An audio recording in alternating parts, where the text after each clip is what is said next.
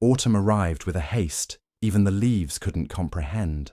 The breeze was already too cold for that time of year, as if the entire city knew that some silent farewell was about to unfold.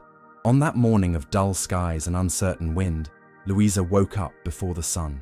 Her fingers ached. It wasn't the usual kind of pain, the kind that passes with a painkiller or a bit of distraction. It was a sharp, internal pain, as if something was being pulled out of her from the inside, slowly, day by day, millimeter by millimeter. Sitting on the edge of the bed, she looked at her own hands with a mix of anger and tenderness, as if she were looking at two different things: the hands of the pianist she once was, and the hands that no longer obeyed. The clock read 5:48 a.m. when she closed her eyes and whispered softly, "One more day, just one more." Luiza was 28 and carried in her eyes a serene kind of sadness, the kind that doesn't demand attention, but commands it anyway. Since she was a child, her life had been made of sound. It wasn't just the piano, it was the wind rustling through the curtains, the rain tapping the roof, the footsteps of her father coming home from work, and then the same footsteps that stopped coming. With her father's absence and life's hardships, Luiza found in music a way to exist without screaming. She had been playing since she was 9, self-taught, learning by ear, watching old videos, listening to classical radio late at night. When she turned 18, she even auditioned for conservatories, but there was always something more urgent: the electric bill, overdue rent, her mother's medicine, the empty plate in the fridge. She carried on working wherever she could: flower shops, coffee houses, hotel front desks. But she never stopped playing. The piano was the only place where she still felt like herself, until the diagnosis came. It happened 8 months ago. The tests revealed a rare type of progressive neuromuscular dystrophy. No cure, no reversal, only time. The doctor told her everything with that deliberately soft voice of someone who had already given up before the patient. She didn't cry. She simply asked, "How long until I can't play anymore?" He hesitated, then answered, 6 months, maybe a little more. Luiza smiled, thanked him, and left alone. She spent that entire night playing, cried only at the end. After that, she never cried again. Since then, she chose to live in silence. She stopped going out with friends, distanced herself from social media, said her goodbyes without saying goodbye. She rented a small apartment in the city's old downtown, where no one knew her. At night, she played in a discreet bar called Aurora, a place almost no one frequented, but which had a real piano. It was the last stage she wanted. She played with her back to the audience, always under dim lights, as if she wanted to hide not her face, but her pain. The bar owner, a chubby and kind man named Gilmar, thought she was just shy. He had no idea that each note was a part of her body still willing to obey. Across the city, Marlon lived what everyone called the perfect life. An award-winning environmental engineer, he ran an internationally recognized reforestation NGO. Smart, disciplined, admired by his colleagues. But there was something in Marlon that no one saw: coldness. Ever since he lost his fiancée in a car accident 5 years ago, he had become a practical, direct, almost mechanical man. He buried love with her. He didn't date, didn't form bonds, avoided anything that reminded him of the pain of losing someone. He had become functional, like an efficient machine that works, smiles in meetings, and returns home to live with the silence. Until that night. It was early October when he walked through the old downtown after a cancelled meeting. A light rain was falling, traffic was at a standstill, and he decided to get out of the car and walk for a bit. As he passed the half-open door of the Aurora bar, he heard something. Music, a piano, but it wasn't just any music. It was a confession in sound, something that ran down his spine like a shiver, that made him stop. He entered, not knowing why, and sat at a table in the back. On the stage, with her back turned to him, a woman played with her soul. The melody was melancholic, broken, but incredibly alive. It was like hearing someone say goodbye to life with gentleness, and for the first time in years, Marlon felt his chest burn. He couldn't leave the bar that night. He ordered a coffee, then a glass of wine, then another. When Luiza finished playing, he gave her a standing ovation, even though he was the only one to do so. She glanced over her shoulder, surprised, and smiled. A brief, shy, almost involuntary smile. He didn't know it yet, but at that moment, she was already in love, and he didn't know that this would be the beginning of the end of the life he once knew, and the beginning of something much greater, the love that would finally make him feel everything he had spent a lifetime avoiding. And she only wanted to leave behind a beautiful memory before leaving. Marlon went home that night as if he had passed through an invisible portal. The apartment was the same, silent, clean, cold, but he was not. Something was still vibrating in his ears, even hours after he had left the Aurora bar.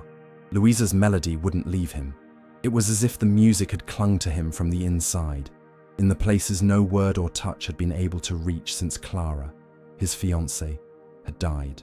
Sitting on the couch, a glass of wine in his hand, he stared into nothingness, trying to understand why that woman, that music, that feeling had pierced him so deeply.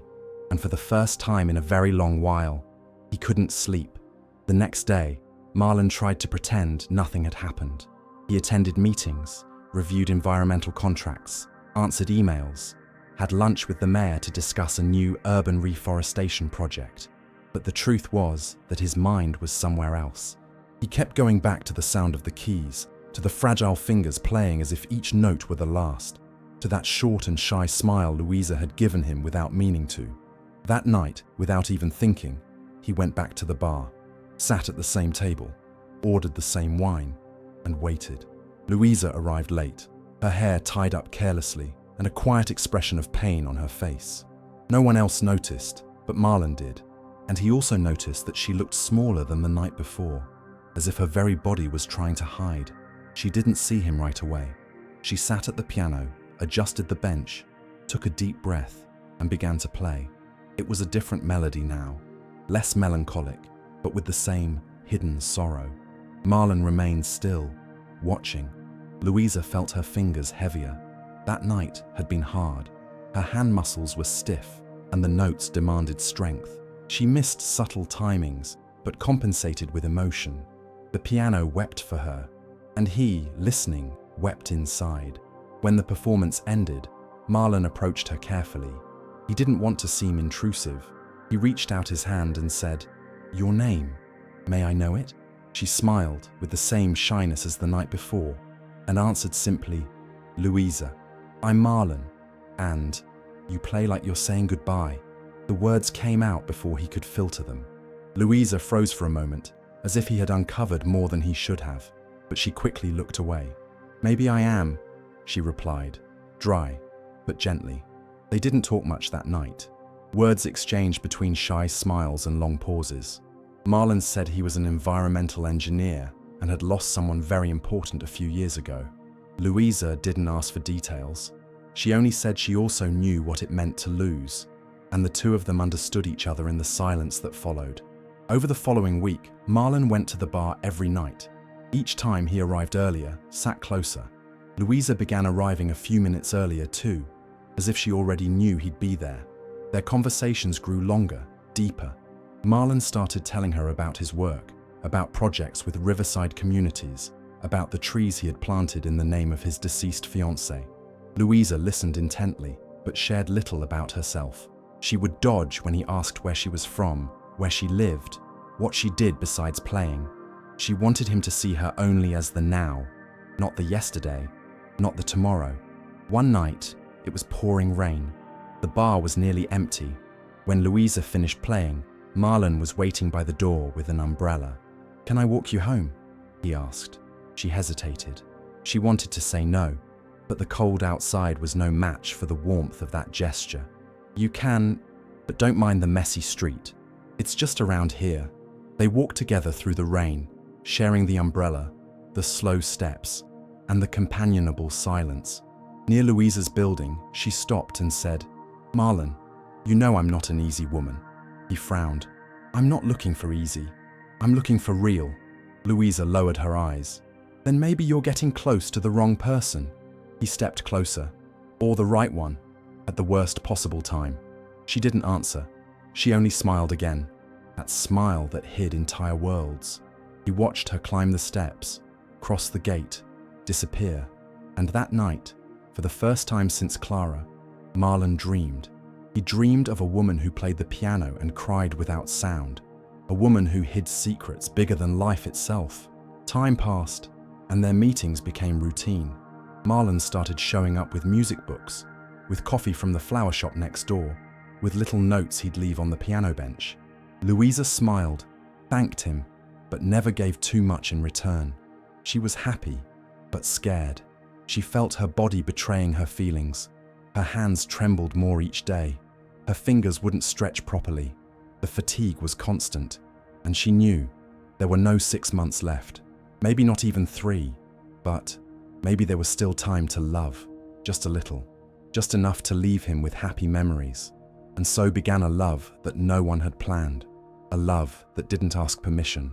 That appeared like a melody in the middle of silence, a love that grew too fast, precisely because there was so little time. The weeks that followed were like dry leaves carried by the wind without direction, yet still full of beauty. Each day was a chance, a small miracle for Luiza, and she knew it with a painful awareness. The disease progressed with a cruel subtlety. The numbness that had begun in her hands now reached her arms in waves. Her fingers felt like they belonged to someone else. Sometimes she would look at her own hands and cry alone, hidden in her room, because she knew she could no longer play the more complex pieces. She was starting to forget notes. She needed more practice. She needed to hide more, because even though her body was failing, the love she felt for Marlon was growing with an overwhelming strength, and she wanted to protect him from the pain of knowing. Meanwhile, Marlon was at peace in a way he hadn't remembered feeling since Clara's death. It was as if the air had become breathable again. He came home from work earlier, smiled when replying to Luiza'S messages, made a point of attending every performance, and little by little began to share his days with her. He showed her photos of environmental projects, brought tree saplings as symbolic gifts, quoted passages from books that matched the songs she played. She smiled at every gesture, but her mind always returned to one question: how much time do I have left? Because her body gave signs, and the invisible clock kept ticking. They began going out more. They had coffee in hidden bakeries, strolled along the shore on Sundays, visited craft fairs. Marlon took her to see an ecological park he had helped restore. There, he told her about his childhood, about the guilt he carried over his fiancée's death, guilt that rationally he knew he didn't deserve, but which still lived inside him. Luiza listened in silence, holding his hand tightly, and then she said softly, "Pain doesn't go away, but we learn to dance with it." Marlon, without realizing it, started seeing her as his chance to start over, and Luiza, with each word, tried to leave beautiful marks on him before vanishing forever. But she couldn't lie completely. She began to prepare small farewells disguised as conversations.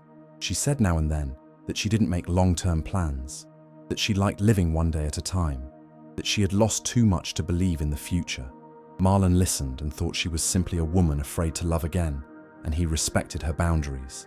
What he didn't realize was that those conversations carried the weight of an unspoken goodbye. They were gentle clues, because Luiza knew she would soon need to disappear, and she wanted, at the very least, for him to understand afterward. One cold Sunday afternoon, Marlon showed up at her home with a box in his hands. "I bought something for you," he said with an eager smile.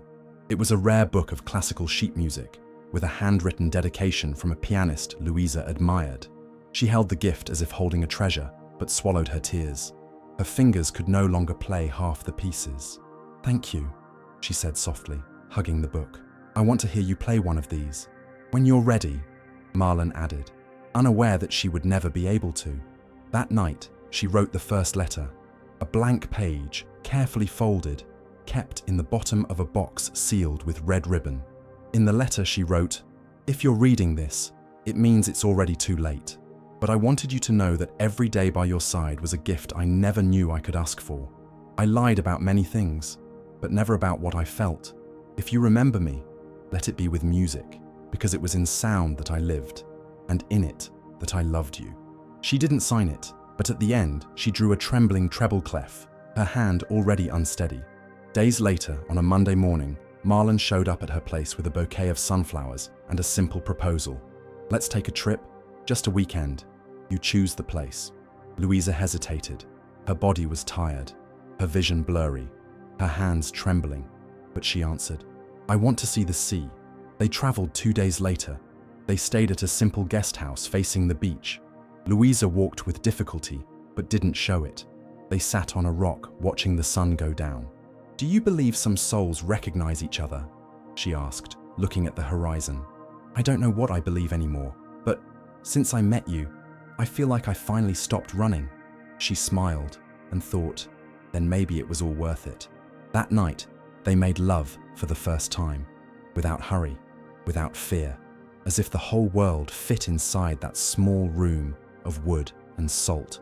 When they returned from the trip, she wrote 3 more letters, one for the doctor, one for the bar owner, and a final one for Marlon, which she knew she would never have the courage to deliver while alive. The following days grew increasingly difficult. Her hands barely responded. Her vision dimmed in flashes. Her body began to lose balance.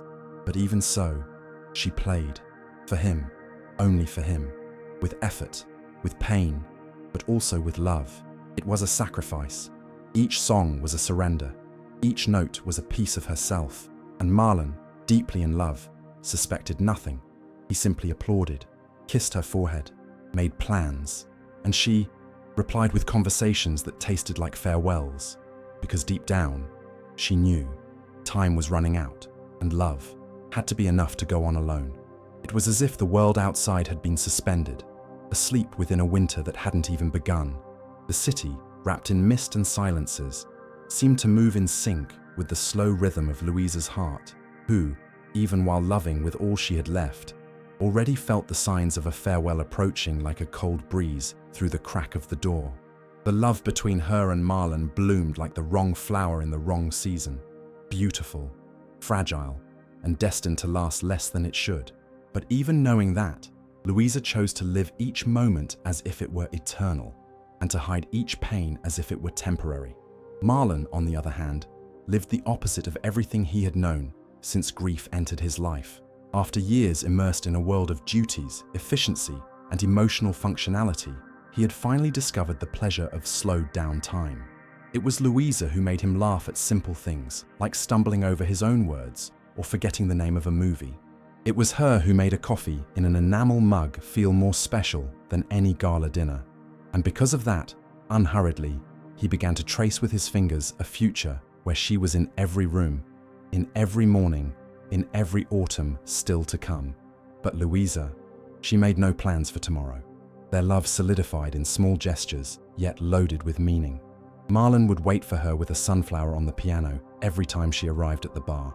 And Luiza, with her growing difficulty in her hands, insisted on playing the same melody every night, a song without a name, one she composed little by little for him, but would never have time to finish. The bar's regulars began to notice the exchanged glances, the hidden smiles, the discreet tenderness between one song and another. Gilmar, the owner, once whispered, "What you two have, you can hear it in the music." Luiza only smiled and looked down. Mornings were the hardest. Luiza woke with a stiff body, feeling like her muscles had aged 10 years overnight. Brushing her teeth was a challenge, changing clothes, a torment. But she never let Marlon notice. She showed up to their dates with her hair carefully tied up, a smile on her face, and sweet words on her lips. She wanted him to remember her as light, never as pain. It was on one of those mornings that Marlon came with an idea. "I want you to meet my mother." Luiza froze for a second. Her body reacted with a chill that had nothing to do with the cold in the air. Meeting his mother was a step forward, a step that led her into dangerous territory. Hope. "Are you sure?" she asked, almost in a whisper. "Luiza, you're already part of me. It doesn't make sense to leave that incomplete." That afternoon, they went. Marlon's mother, Donna Geralda, was a firm woman with clear eyes and a rare smile. She welcomed Luiza with surprise and a hint of suspicion, but eventually surrendered to the young woman's quiet charm. They talked about flowers, classical music, and Marlon's environmental projects. When Luiza offered to play the old piano in the living room, Marlon smiled with pride, but Luiza hesitated. She was tired. Her fingers weren't responding well, and the pain that day was sharper than ever. Even so, she sat at the bench and played. She missed notes. She masked them. She managed to finish the piece with her heart racing and soul in tears. No one noticed the effort, except Marlon, and it was then that he began to suspect something was wrong. On the way back, he held her hand tighter than usual and asked, "Are you okay?" Luiza smiled. "I'm fine, just a little tired." Marlon nodded, but his heart was already restless. In the days that followed, he began to observe her more carefully. He noticed when she avoided opening jars by herself, when she dropped objects and pretended it was nothing, when she wore more makeup than necessary to cover her pallor, and most of all, when she played with slower, almost painful movements. Marlon didn't say anything, but the doubt began to grow like a shadow on a cloudy day. Meanwhile, Luiza was diving deeper into her secret project, an album of original compositions, recorded in a homemade fashion at the bar, in the late hours when Gilmar would leave the place open just for her. She wanted to leave that for Marlon, a piece of herself, something that would live on when she could no longer play. The winter nights arrived with more force, and with them, the inevitable deterioration. Luiza began to lose her balance when walking. Her hands, now swollen and trembling, hurt even at rest. One night, she fell in the bathroom, cried alone, curled on the cold floor. But the next day, there she was, sitting at the piano, smiling at Marlon, playing with what little control she still had, because loving him was her only cure, even if temporary, and making sure he didn't feel her pain was her most beautiful mission. On a cloudy weekend, Marlon took her dancing in an old hall that reopened on Sundays with local bands. Luiza was weak, but agreed. She wanted to live. She wanted, even if it was for the last time, to dance in his arms. There, among couples of all ages, they spun slowly to the sound of a bolero. She rested her head on his shoulder and whispered, "If I die tomorrow, will you remember this dance?" Marlon stopped, looked into her eyes. "I'll remember you, in everything." She said nothing more, just cried in silence, and he held her tightly against his chest, not knowing why, but afraid to let go. That night, Marlon knew, without Luiza saying a word, without a doctor confirming it, he felt it. Felt that she was slipping away, even while still there. Felt that this love was more urgent than he had ever imagined. And the next day, he decided to do what he had been wanting for a while, to ask Luiza to marry him. But little did he know, that time was already almost gone. The dawn of that Saturday brought a white light, almost sickly, that filtered through Luiza's curtains like a premonition of the end. The sun seemed weak, pale, as if it reflected her very state, a presence that no longer warmed, only illuminated with effort. She woke up unable to get up right away. Her legs tingled and her fingers no longer obeyed. She tried to stretch them, flex them, move them gently, but all she managed was a grotesque, painful spasm that made her scream in a muffled way, biting her own lip so as not to wake the entire building with her pain. She cried there, sitting on the bed, hands on her knees, like someone saying goodbye to their own instruments. Those fingers that had told so many stories without words now felt like lifeless pieces of wood. It was like losing her voice without ever having shouted.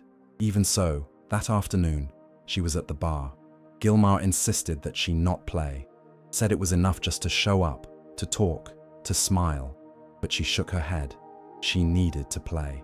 She needed to show Marlon that there was still something in her that worked, even if it was for the last time. She sat at the piano trembling, adjusted the bench as she did every night, took a deep breath, and began. The music came out slow, broken, imprecise, but it was beautiful, because it was honest. It was her pain turned into sound, a sound that bled, that begged for more time, more space. Marlon across the room noticed everything and cried in silence. After the performance, he took her home. The ride was quiet. Luiza tried to hide the struggle to climb the stairs. He pretended not to see, but once inside the apartment, before she could hide her swollen hands, Marlon held one of them tightly. "Luiza, what's going on?" She tried to smile. "Nothing. Don't lie to me. I've already lost a woman. I don't want to lose another. In the dark." That sentence broke him. The truth exploded in their eyes. And Luiza finally sat on the couch and told him everything. The diagnosis, the symptoms, the forecasts, the absence of a cure, the nights rehearsing in pain, the dawn spent recording songs to leave behind for him, the letters, the certainty that time was short, and the fear of seeing him suffer for her. Marlon was silent for a long time. Then he knelt before her, gently cupped her face and said, "I don't love you for what you do. I love you because, even broken, you still teach me how to live." The next morning, he took her to an open field, at the top of a hill where a single ipay tree stood in bloom. There, he pulled a small box from his pocket and opened it. A simple, delicate ring. "Luiza, will you marry me?" She cried before answering. Cried like someone who loses and gains at the same time. "Marlon, I'm going to die. But today, you're still alive, and I want every second." She nodded, and they embraced like people trying to stop time with their arms. In the days that followed, they began preparing something symbolic. There would be no party, no church, no veil, but there would be love and an intimate wedding at the Aurora Bar with the few who knew: Gilmar, Donna Geralda, and Gustavo, the doctor, the childhood friend, the last link to Luiza'S life before the illness. Gustavo was the only one who knew the entire file, all the attempts, all the failed treatments. He had been there, beside her, since the diagnosis. And even with a hidden jealousy of Marlon, he acknowledged that this man had given her the one thing he, as a doctor, could never provide: the will to live. But Luiza'S body couldn't keep up with the excitement.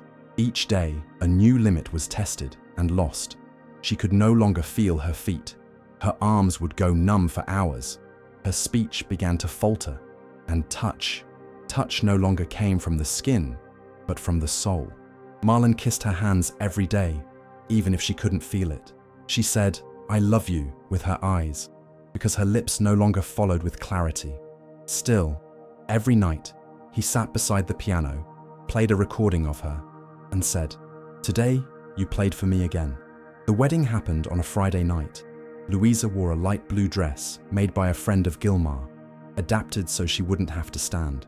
Marlon wore a simple white shirt, smiling like someone who knows they're marrying time itself. The bar was decorated with sheet music on the walls and candles on the tables. Luiza, even weak, managed to say, "I do," and everyone cried, even Gustavo, even the piano, even the silence.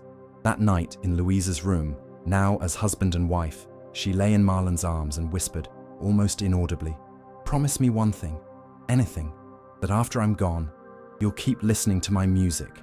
He closed his eyes to hold back the tears. "I'll live inside it." And she fell asleep, weak, but at peace. She would never again press a key with her fingers. But from that moment on, every note Marlon heard would come from within him. Because love, when it's true, doesn't depend on touch. It survives in what can no longer be felt. And in that premature winter, the two of them danced as if spring had never left. The wedding, even wrapped in simplicity and sorrow, seemed to have sealed an invisible promise between them, to live the remnants of time as if they were eternity. But soon, reality showed that eternity, for Luiza, was drawing ever closer to its end. The days that followed were marked by thick silences, not the kind born from lack of conversation, but from an overflow of feeling. Brief smiles would appear, fragile, between the spaces of a world in collapse. And in the center of that world, Marlon held on to what he could: the love, the memories, her hands, even when those hands no longer felt his. Luiza now spent almost all her time at home, lying on the couch or the armchair by the window, where the late afternoon sun shone with tenderness. The piano in the corner of the room was no longer played, but remained there like a silent altar to who she had once been. Marlon, even with his heart breaking, did everything to keep her comfortable. He handled meals, medications, the bed linens, and most of all, the words. He knew he couldn't waste a single one. Every sentence they shared could be the last, and so they spoke with their souls, even when their mouths failed. The disease advanced like a slow poison. Luiza began to struggle with swallowing. She lost weight. Her vision darkened with spots. One night, she had a breathing crisis that took her to the hospital. That was when Marlon came face to face with real despair, the kind that gives no warning, that sends no signals, the kind that simply arrives like a thief in the middle of the night and threatens to steal everything you love with wide open hands. Luiza survived the episode, but returned home weaker than ever, and that's when she began to write, not with her hands, but with her soul. She asked Marlon to set up a camera above the piano, asked him to record testimonies, reflections, confessions. She whispered dictations, or simply pointed to words she had scribbled in old notebooks. She was building something, a legacy, a goodbye that wouldn't be only sadness, but also beauty. Marlon honored every request. He recorded, edited, saved, cried later when she was asleep. Meanwhile, Gustavo continued checking on them from a distance. He visited Luiza once a week, examined her with care, but also with helplessness. He knew medicine had nothing left to offer, and he knew in silence that Marlon was her only emotional remedy. Yet deep down, he carried a quiet jealousy. He had loved Luiza for years, and now he watched the woman he had always wanted lose everything in another man's arms. But he never said a word. His mission was only to care, even if from the sidelines.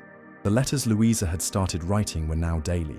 She asked Marlon not to read them yet, asked him to store them all in a wooden box she called My Wrapped Eternity. He followed every instruction with care. Sometimes he'd wake up in the middle of the night, alone in bed, and find her in the living room, with a lantern lit, trying to dictate a new line for one of the letters. You should be sleeping, he'd say, and miss out on dreaming when I'm living the best part of my life awake. One night, Marlon made an unexpected proposal. Let's record an album. Luiza, surprised, looked at him with tear-filled eyes. But I can't play anymore. Then sing, or speak, or just breathe. I'll play something, and you let your soul come out. They recorded 4 tracks together, with background noise, with flaws, with pauses, but with truth. Each track was a sonic letter, a piece of Luiza being made eternal. And Marlon promised that after she was gone, he would release it as the last voice of love. Their smiles were short. They appeared in details: her favorite tea at the right time, an old song on the radio, the scent Marlon sprayed on the pillows. But the silences were long. They carried the weight of all that could no longer be said.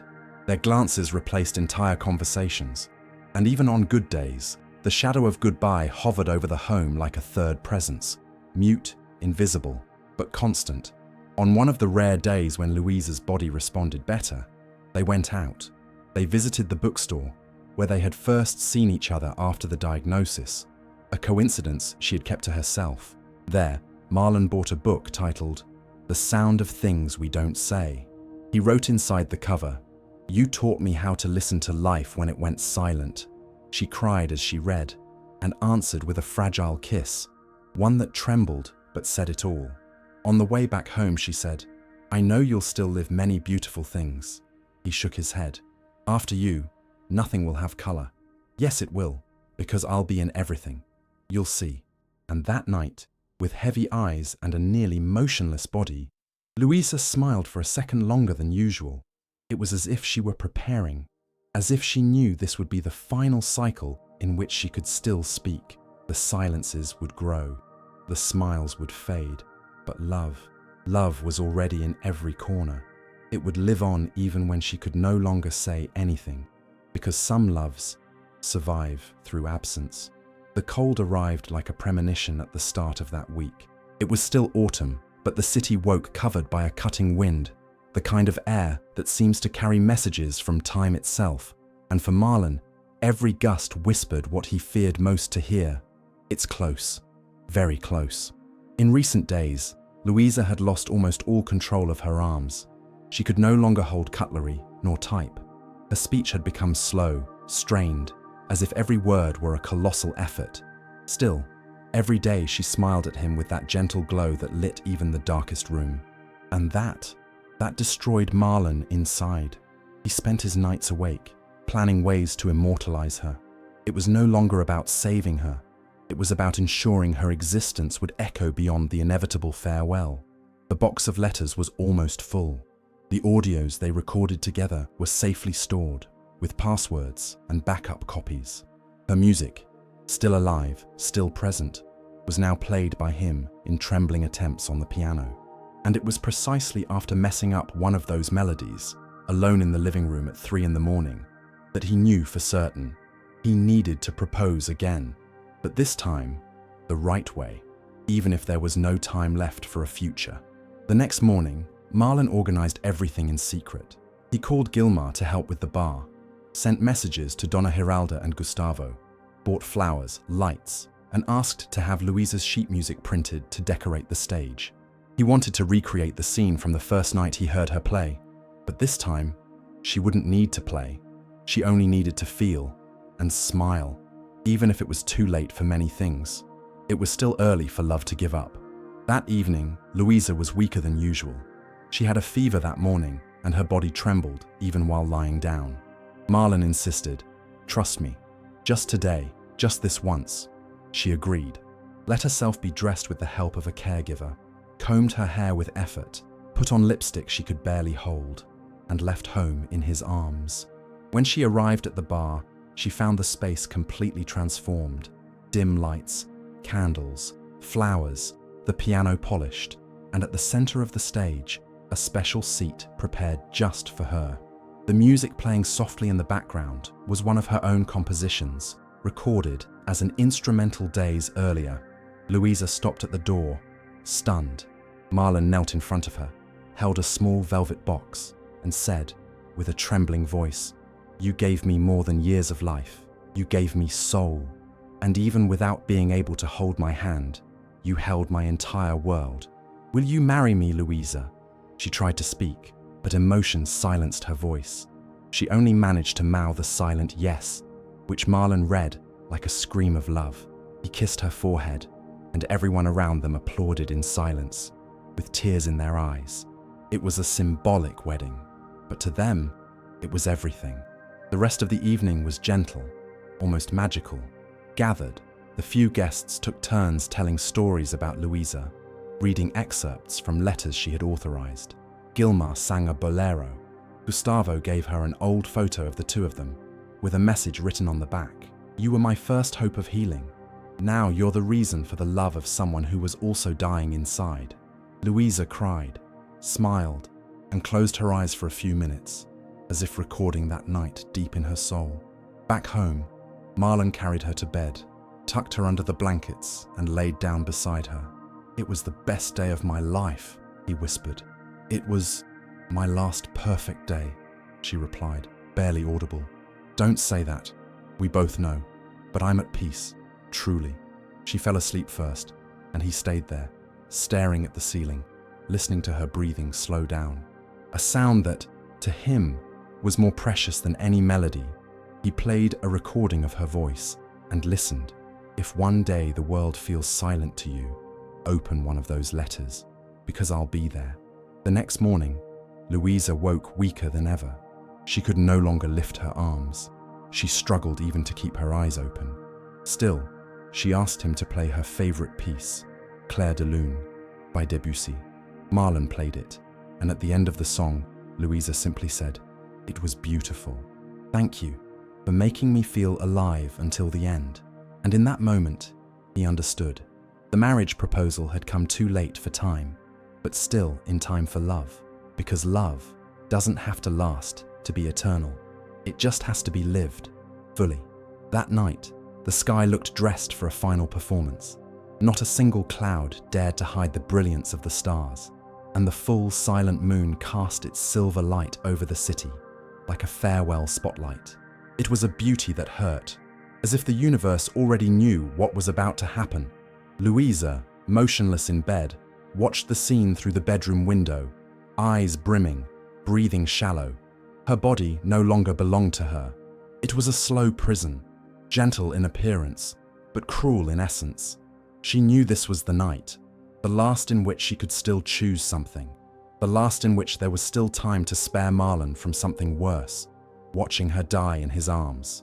And that's why, with every bit of strength she had left, she dragged herself, millimeter by millimeter, using her elbows and the little strength still left in her shoulders, she got out of bed. Her feet barely responded, but she had trained that movement in secret on the days when Marlon went out to buy groceries. On the nightstand, a note, an envelope with his name, a CD with her unfinished songs, and a dried flower, the first sunflower he had left on the piano, pressed inside a book. She put on an old sweatshirt, pulled the hood over her head, slipped on her slippers, and exited through the back door of the building, with help from her caregiver, who had been discreetly warned days earlier. The woman cried silently, but respected Luiza'S wish, like one respects the sacred. They took her to a rented car, where Gustavo was already waiting. He had promised. If she asked, he would help her, and she did. One last night away from everything, away from everyone. A discreet hospital in another city, a room where love wouldn't have to witness death up close. Meanwhile, Marlon slept, exhausted from the emotions of the wedding, from the care, from accumulated fears. He dreamed of her smiling by the sea, dreamed of children that would never come, of songs that would never be played, of mornings that would never exist. When he woke up, he sensed something was off. The bed beside him was empty, the couch empty, the kitchen silent. The piano held no trace of her. He called for Luiza once, twice, 5 times. No response. Then he saw the envelope. With trembling hands, he opened it. It was her handwriting, now more fragile, but still recognizable. And the first sentence destroyed him. If you're reading this, it's because I finally left before time could take me cruelly. Forgive me, but this was the only way to leave you with just the good parts of me. The woman who smiled, who played, who lived fully, even with little time. I don't want you to see me fading. I want you to keep me burning bright. The following pages were a dive into Luiza'S heart. Confessions about fear, pain, the love she felt for him, the guilt of loving him while knowing she would go, and a request. Don't look for me. Just listen. Listen to my voice in the songs. Hear my laugh in your memories. Feel my absence with the tenderness of someone who knows that love doesn't need to be close to keep existing. Marlon fell to his knees on the floor, cried like a lost child, screamed, called Gilmar, Donna Geralda, Gustavo. No one knew anything, or pretended not to. Until that afternoon, he received an anonymous message, just an address, no signature, and he understood. It was her, giving him one last chance. The chance to decide, respect her choice, or try to see her one last time, even just to say goodbye. Marlon didn't hesitate. He grabbed the car and drove for nearly 2 hours, eyes brimming, soul in ruins. He reached the hospital just as evening fell, entered with his heart pounding. And there, at the end of corridor 3B, he saw Gustavo, sitting, head down. When he saw Marlon, he simply said, "She's in there, but she's not speaking anymore, barely sees. She's leaving, Marlon." He said nothing, entered the room in silence, and found Luiza lying there, pale, her eyes half open, her body nearly still, but alive. When she sensed his presence, her eyes shifted, slowly, and a tear fell. Marlon stepped closer, held her hand, even if she couldn't feel it. "I came, anyway. I had to see you, to thank you." She tried to smile, and he, tears blinding his vision, picked up his phone, connected it to the room speaker, and played the melody she had written for him. He sat at the hospital's old Yamaha piano, donated years before, and played along clumsily, missing notes, but playing with his heart. And she cried with no strength, cried for everything she had lived, for everything she had felt, for everything there wouldn't be time to experience. And then, slowly, she fell asleep. Marlon stayed, for hours, saying nothing, until the machine stopped. The most star-filled night of the year was also the quietest of his life. Luiza left without saying goodbye, but she left too much love for silence to ever feel empty. And Marlon, though devastated, knew that escape wasn't cowardice. It was the last act of courage from a woman who chose to love until the end, without making the end a burden for the one she loved. Luiza'S body was laid to rest in a simple ceremony, just as she had wanted, with modest flowers, soft music, and only a few people present. Only those who truly loved her were there. Gilmar brought the sunflowers. Donna Geralda wept quietly in a corner. Gustavo stood silently beside the coffin, eyes red, breath held. But Marlon, Marlon couldn't move. Seated, his gaze fixed on Luiza'S serene face, he was the perfect image of a man who had lost his way. Around him, people exchanged soft words, empty condolences, attempts at comfort, but nothing could console a love torn away before its time. Because Luiz'a had been so much more than a wife, a partner, a woman. She had been his music, and now the whole world felt mute. Hours later, when everyone had left, Gustavo approached him. He handed Marlon a small wooden box. "She asked me to give you this. Only afterward." Marlon looked at the box as if holding a fragile shard of glass. He opened it slowly. Inside was a flash drive, a letter sealed with red wax, and a photo. It was an image of the two of them, taken by Gilmar on the day of the symbolic wedding.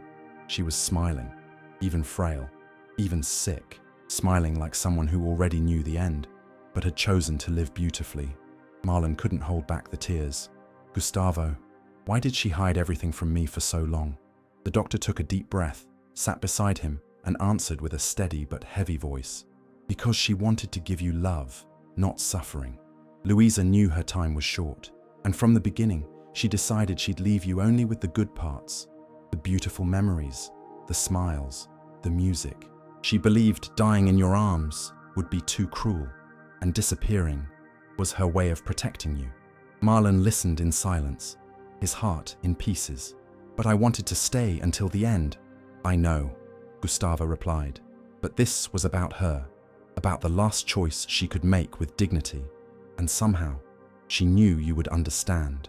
That night, heading home, Marlon carried the box as if it were a sacred relic. When he entered the apartment, the emptiness exploded in every corner. The couch, the piano, the teacup with lipstick still sitting on the shelf. Everything was silence and absence, but there was something else. Something suspended in the air, a presence that had not entirely left. Marlon connected the flash drive to the computer, and what he heard next, what he saw, was a chest full of raw emotion. Luiz'a had recorded videos, many. Some were only audio with a black screen. Others were clips at the bar, in the bedroom, in the hospital. In them, she spoke to him as if she was still beside him. She spoke of simple things, the coffee she loved, the music from her childhood, the longing for her father, and in many moments, she just cried, apologized, thanked, loved. "If you're hearing this, then we kept our promise. You didn't see me die, but you saw me live, and that's what matters." Marlon listened to everything in one single night, cried like never before, felt each phrase like a posthumous caress. And there, sitting beside the piano, he made a decision. He would keep his promise. He would share Luiza'S music with the world. The next day, he contacted a music producer, delivered the tracks, the raw recordings, her breathing, her singing, her reading her own letters. He asked that they not edit too much. He wanted people to feel what he had felt, humanity faltering, and love enduring. The album was ready in 2 months. It bore the name she had whispered on that final night, "The Last Voice of Love." Released on digital platforms, it went viral in under a week. The public was moved, they cried, they shared. People of all ages wrote to say they had found, in those songs, a piece of their own pain. And Luiz'a, alive now only in notes and memories, became eternal. Gilmar organized a tribute at the Aurora bar. The old chair where she used to sit was left empty, with a sunflower on the piano bench. Gustavo gave a speech. He said medicine had failed to save her, but her love had saved everyone who remained. And Marlon played a single song, the one she wrote for him, trembling, crying, missing notes, but playing. After that, Marlon disappeared from the public eye for a while. He traveled, visited places she had dreamed of knowing, took her ashes to the field of the blooming ipé tree, planted a sapling there, left the album inside a time capsule buried at the spot, along with the letters he had never managed to finish reading. The piano at home was never played again, but it was never closed. Marlon kept it there, with the lid open, as if Luiz'a might return at any moment, as if one night he might wake to the soft sound of her hands, even though her hands were no longer here, because love, when true, turns absence into presence.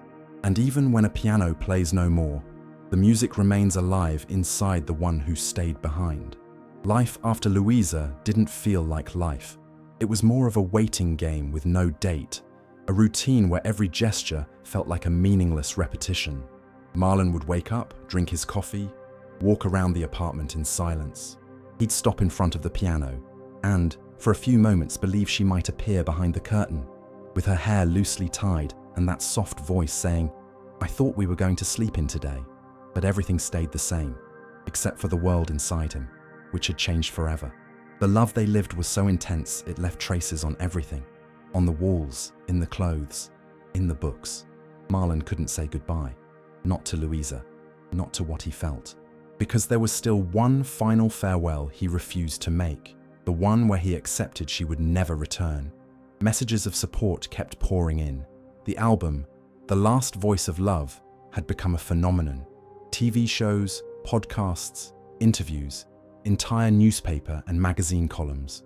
People from all over the world wanted to know more about the woman who loved until the end, who chose to leave with dignity, who left an invisible yet powerful legacy. Marlon received daily invitations to share his story, but he turned them all down. He felt that speaking about Luiza publicly risked turning her into a character, and she had been everything, but never that. That was when he decided to run away. He left without telling anyone, just with a backpack on his shoulders, the box of letters, the recorded album, and a sapling from the tree he had planted in the EP field. He wanted to find a place where he could speak with her in peace. A place where the noise of the world wouldn't stop him from hearing the only voice still echoing in his mind, hers. He hit the road with the radio off and a shattered heart. Every mile he drove felt like moving away from her last breath, and at the same time, like getting closer to some truth he didn't yet understand. He arrived in a small village, surrounded by mountains and silence. He rented a simple cabin. There, he spent entire days reading the letters Luiza had left, one by one. Some were funny, others heavy with pain. There were letters for moments that never came. If one day you have a child, read this to them. And letters for dark days. When the world feels too dark, remember the day we danced. But there was one letter he saved for last, the final one, the one Gustavo had delivered, sealed in red wax with the warning, "Read this when you feel like you can't go on." And he felt it. He sat by the fireplace, trembling hands breaking the seal. Her handwriting was shakier, her strokes weaker, but the content was her soul laid bare. "If you're still there, it's because you couldn't let me go. I understand, but you need to know. I left in peace, because I loved, because I was loved, because I lived everything a whole lifetime could offer. In just a few months, you were my miracle, my breath at the end, and now I want you to be happy. Not as if you're forgetting me, but as if you're carrying me with you, in everything. In your coffee, in the starry sky, in the sound of the wind. I'll be there, always." He cried until the pain turned into exhaustion, and he slept there, by the fire, like a child unsure if waking up was worth it. The next day, he planted the sapling in a small field near the cabin. He buried with it a copy of the letter and the recorded album, made the earth a symbolic grave for the love they had lived. And there, he felt something new, not peace, but understanding. Because some pains never heal, they just find a place to live. After that, he began to write a book, a novel, their story, without real names, but with every truth, a narrative about love, illness, music, and surrender. He titled the book, When the Last Song Ends. It was published in a limited print, but it sold out in days. People wrote saying they felt less alone, that for the first time they understood grief, that loving is indeed a way of continuing to live. Marlon returned home months later, thinner, quieter, but with different eyes. He no longer waited for Luiza. He knew she wouldn't return, but every night before sleeping, he would play one of her songs on the record player and let the melody lull him to sleep. He no longer needed to search for goodbye, because he had understood that goodbye would never come. Luiza hadn't left. She'd only changed form. Now she was sound, memory, love surviving the void, and Marlon finally accepted that. Room 217 was a universe of its own inside that hospital of cold corridors and sterile walls. While other rooms pulsed with noisy visits, beeping monitors, and hurried footsteps, inside that one, everything was silence, breath, and dim light. A small lamp on the table cast a soft glow over the bed, like a shy lighthouse over a sea of white sheets. Luiza was there, breathing with difficulty. Her face, far too pale to be mistaken for sleep, rested on the pillow like a flower in its final moments of spring. The body that once danced between piano keys and arms of love was now a silent battlefield between what life remained and what had already announced itself as death. Marlon arrived at the hospital in the late afternoon, after an urgent call from Gustavo. The trip had been short, but every second felt like an eternity in slow motion. His hands trembled on the steering wheel. His heart beat out of rhythm, and inside him, a void screamed, as if he were about to lose something he still couldn't accept was already gone. As he entered the building, the hallways seemed narrower, the world heavier, the ceiling lower. It was as if everything were shrinking, except the pain. In corridor 2L, he found Gustavo standing. The doctor's expression was grave but serene, like someone who no longer had anything to offer but presence. "She asked to see you," he said. Marlon didn't respond. He just walked. When he entered room 217, time stopped. Luiza was so fragile she looked like she might dissolve into the bedsheets. Her eyes were half closed, but opened with effort when she recognized him. And in that instant, for a brief moment, she smiled. It was an almost invisible smile, but enough to break Marlon from the inside. He approached, sat beside the bed, and held her hand, even knowing she no longer felt it. "I came," he whispered. "No matter where you are, I'll always come." Luiza moved her lips slowly, but couldn't say anything. In her eyes there was exhaustion, but also relief and love, a love that no longer needed words. Marlon pulled a headphone from his pocket and gently placed it on her fragile ears. He connected his phone, found the right file, and hit play. It was the song she had recorded, the unfinished composition, the one she dedicated to him but never managed to finish. The melody filled the room with a sweetness that was almost cruel. It was too beautiful for that setting. It had notes of hope, but also of farewell. While the music played, Marlon began to speak. He whispered stories, memories, tiny moments that belonged only to the two of them. He told her about the first night he saw her play, the taste of the coffee they shared, the dance in the old hall, the blue dress from the wedding, the dried flower kept inside a book. Luiza listened with half-closed eyes, as if each phrase were a blanket warming her final winter. At one point, tears streamed down from the corners of her eyes. Marlon gently wiped them away without stopping the melody. Then, he picked up the audio recorder he'd used since the beginning of their journey and pressed the red button. "Today, July 14th, I'm here with the woman who taught me how to love after the end. And if anyone hears this someday, know that true love doesn't die. It just changes form." He placed the recorder beside her on the bed. They stayed there for hours, sometimes in silence, sometimes in memories, until Luiza took a deep breath and didn't let it go. Her chest rose, then fell, then no more. The monitor beside her blinked. The fluctuating line turned into a continuous flat one, but at that very moment, the melody reached its end, as if everything had been choreographed by something greater, as if even death had waited for the final note. Gustavo entered silently. Marlon was kneeling beside the bed, his head resting on her chest, eyes closed. He was crying, but not screaming, because, somehow, he already knew this moment would come. Luiza had taught him how to love, and now, she was teaching him how to lose with grace. The nurse turned off the machines, turned off the room's overhead light. Only the small lamp remained on. That soft glow, like a memory, still lit the now empty pillow. Marlon stood up, took the recorder, the phone, and the dried flower he had placed on the nightstand. On his way out, he passed the hospital's old piano. He sat down, trembling, and tried to play her song. He missed notes. He trembled. He cried, but he played to the end. And in that moment, the entire hospital seemed to listen. Because even with the dim light, even in the silence of room 217, Luiza'S music was still alive. Winter fell over the city with the weight of an ancient silence. It wasn't just any cold. It was the kind of winter sown from grief, absence, wind that scratches the skin, and nights that seem to last for days. And it was under that winter that Marlon returned home, alone.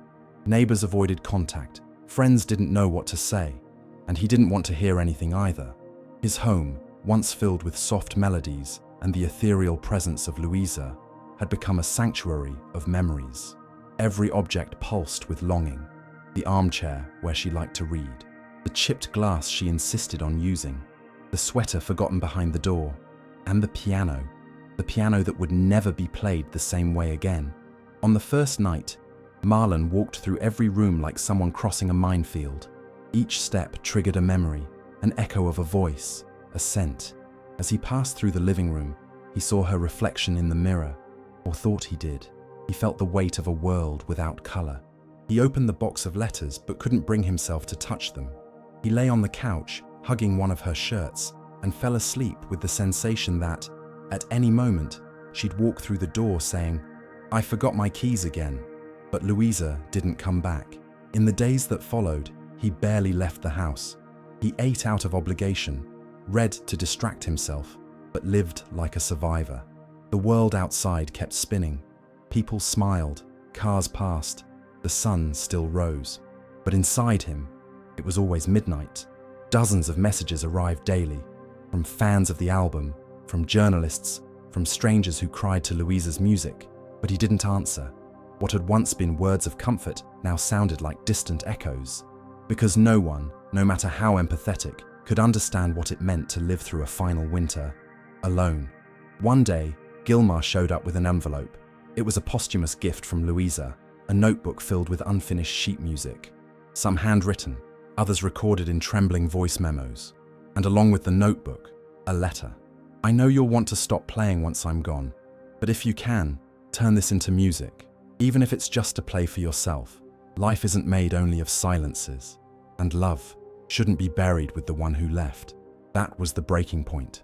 Marlon cried for hours, screamed her name, smashed a pillow against the wall, broke a glass. But then, he took a deep breath, cleaned the floor, and sat at the piano.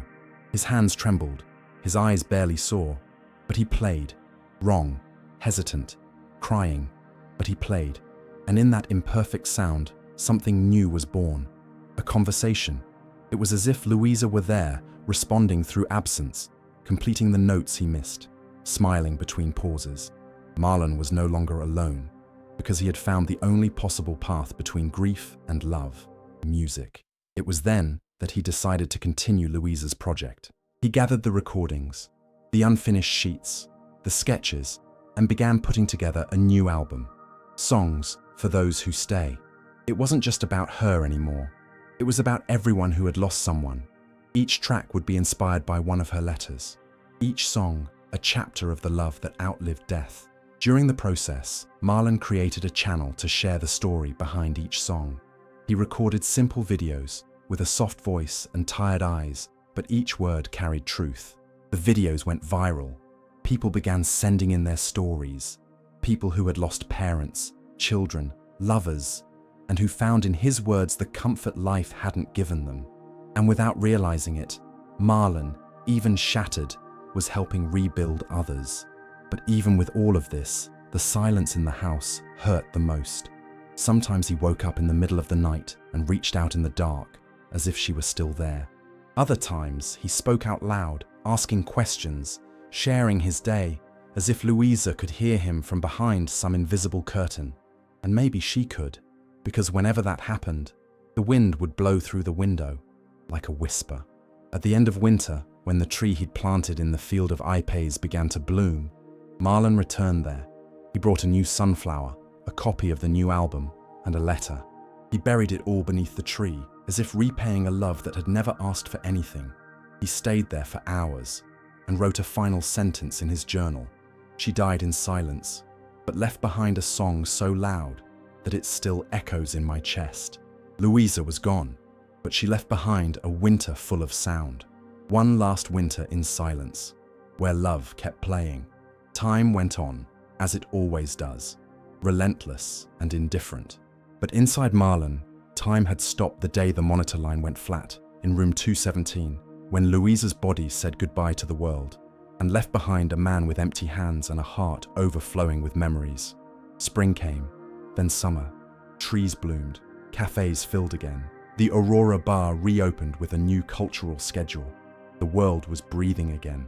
But Marlon was breathing in suspension, existing in fragments, walking as if dragging an invisible anchor tied to his chest. The piano, now silent, had become an altar. Marlon cleaned it every day. He placed a new flower on it, a photo of the two of them smiling in the field, and the notebook of sheet music she had left. He still played, but not to find melody. He played as if speaking to someone who was no longer there. Each note was a search for a response. Each chord, a question with no reply. And when the sound stopped, the void returned. A void that nothing could fill. Because after the snow, only emptiness remains. The letters, once guarded like relics, became part of his daily life. He read one each day, like someone taking a bitter, necessary medicine. Each one was a breath of memory, an "I love you" echoing from another dimension. And when the reading ended, he'd leave the letter open on the table, as if waiting for a continuation. But nothing came. Only the wind, only the silence, only the absence. It was during that time that he received an invitation for a national tribute. The album, The Last Voice of Love, would be posthumously awarded Work of the Year by a music academy.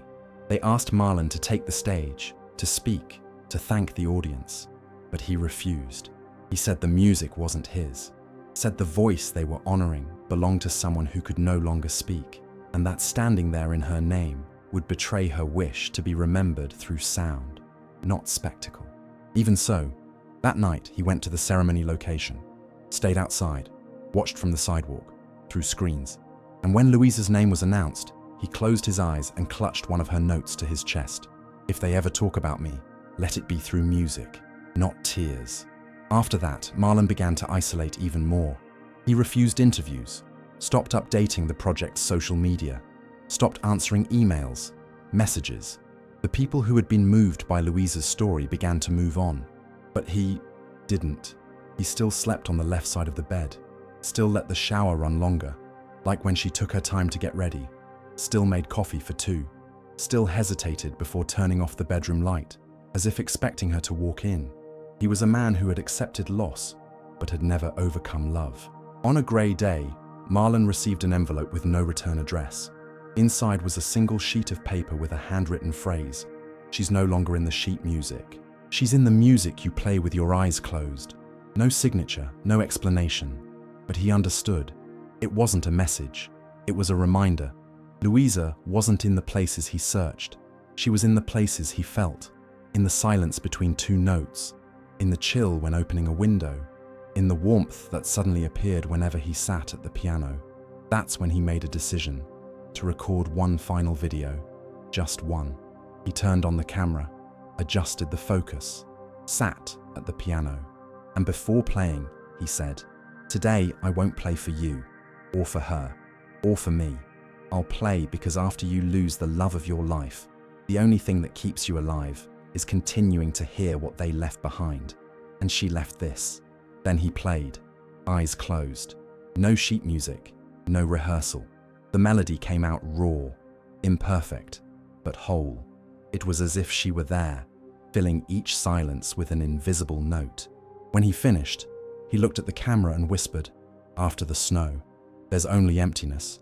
But sometimes, in the middle of that emptiness, you hear the voice of the one you loved, and that's enough to keep going." He didn't post the video, saved it to a flash drive, placed it in a small box, and kept it in the same place where the letters, the sheet music, and the dried flower were stored. It wasn't for the world. It was for him. For the day even the piano would no longer respond. And then, for the first time in a long time, he slept peacefully. Because even with the void, even with the absence, there was one thing no one could ever take from him. The love he lived. A love that endured, that survived the silence, the illness, the farewell. A love that kept playing, even when there was no sound left. The pain never really left, not as an attack, not as a sudden storm that wrecks everything, but as a constant whisper, a background soundtrack of grief playing on loop. even when the world around was celebrating. Marlon had returned to life, yes, but not like before. It was as if something inside him had been rewired. Every gesture now echoed Luiza'S absence. Every breath carried her name dissolved in silence. Every heartbeat was a note of the music she left behind. He was a man who had gone back to feeling pain, but by choice, never wanted to let it go again. Pain became part of his identity. It was no longer something he tried to erase. It was a faithful presence. Not a single day went by without him thinking of her. Not a street, a book, a flower, or a piano sound that didn't bring Luiza rushing back into his memory, as if she were still sitting next to him, giggling quietly, correcting his sentences with that sweet look just before a kiss. But unlike the kind of grief that fades, his grief illuminated.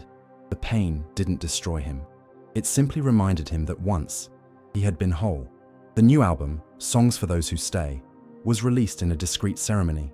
Marlon didn't want spotlights or interviews. He simply uploaded all the tracks for free and wrote a single line in the description. If you've lost someone, listen with your heart. Maybe you'll find yours too. The tracks were like open letters, each one inspired by a day spent with Luiza, by a conversation, a moment. One melody was made for the day they danced in the old ballroom. Another for the morning she said, "I love you," without speaking, just with her eyes.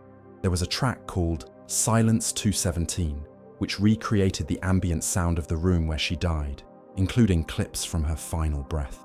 People who listened described intense experiences, tears, healing, reconnection with themselves. But for Marlon, all of that was simply what he had to do not to die inside. Over time, he began to walk daily to the field where he had planted her tree. It had grown strong, as if it truly carried Luiza'S soul. Beneath it, he built a wooden bench and spent entire afternoons there, writing.